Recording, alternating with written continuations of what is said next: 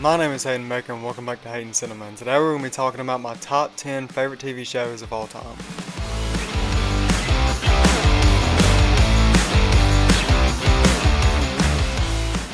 Now before we get started, this is my list. I would love to hear your list down in the comments, and go ahead and hit that subscribe button if you're new here and click your notification bell, that way you stay up to date for whenever I post. Coming in at my number 10 is going to be Schitt's Creek.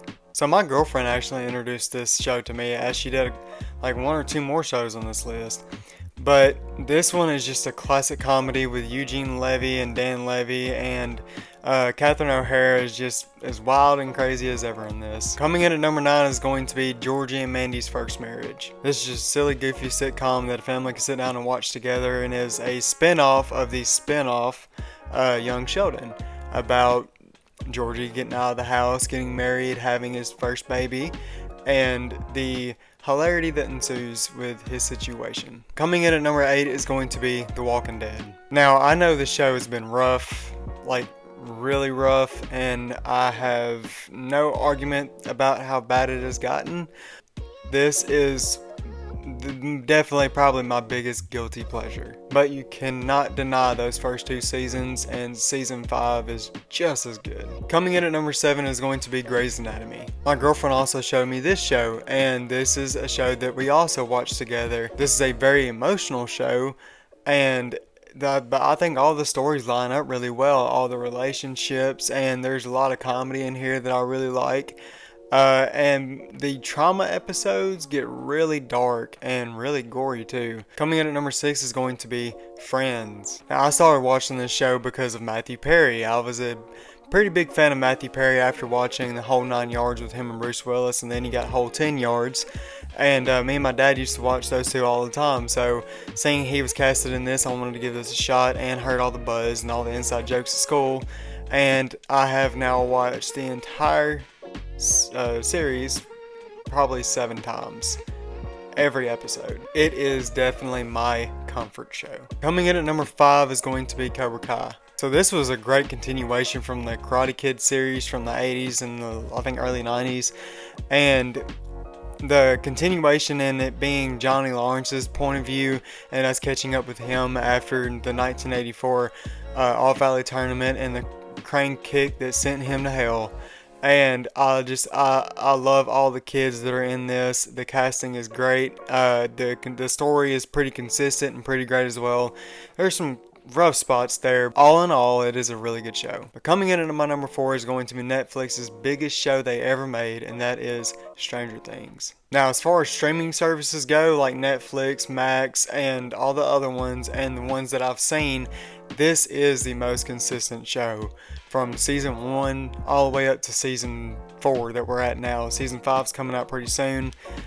Season 2, it's but I'd give it like a 3 out of 5. But if that's the worst you have in your entire show, you're not doing bad at all. I also love all the kids in the casting here, and I actually am of the age that I've grown up as these kids have grown up. But coming in at number 3 is going to be Young Sheldon. Young Sheldon, the spin-off of the hit sitcom The Big Bang Theory, and I don't really care for Big Bang Theory or Sheldon's character in that, but I've seen some clips here and there of like his dad George knocking this dude out on his porch, and I was like, let me give it a watch. And I did, and dear Lord, I've probably watched this more than I have Friends. It is awesome. It's definitely also my comfort show. Coming in at my number 2 is going to be The Last of Us. I was just introduced to this TV show probably about a month ago, and I've never played the game before, never heard anything about it. I knew of it, but I didn't know any spoilers or anything like that. And experiencing all this at the same time, so late to it, but right before season 2 comes out, is awesome. And I've watched this show alone probably 3 times.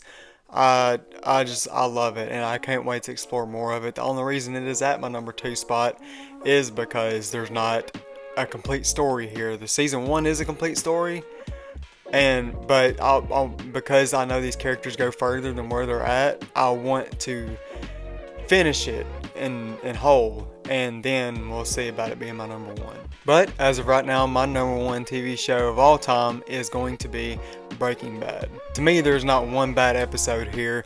Each season is always better than the next. There's only 5 seasons, like I think 13 episodes a season, maybe, if that. But there's not even a filler episode. Like I said, Walking Dead is a huge guilty pleasure of mine.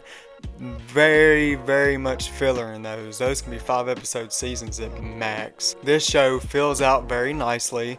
There's no dead space there. Every episode is damn near better than the last.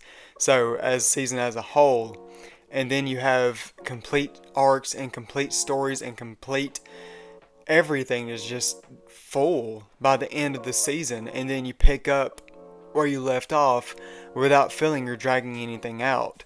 And I think it's wonderful. I think Bryan Cranston is awesome. I think Aaron Paul is one of the best actors of all time because of this show. It's emotional. There's so much action in here. There's a little gore for us nuts out there. And it's complete in every sense of the word. And Vince Gilligan does an amazing job with his direction and his writing. And this show does what hardly no shows do. It ends at its peak. This show was almost canceled by season 2.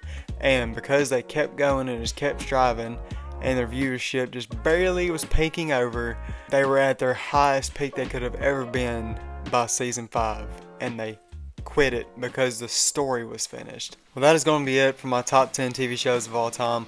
What is your top 10? Please let me know down in the comments. I hope you enjoy watching this just as much as I enjoy making it for you. And you can follow me on X, TikTok, Instagram, Facebook, and Letterboxd, and come join the conversation and have fun with us.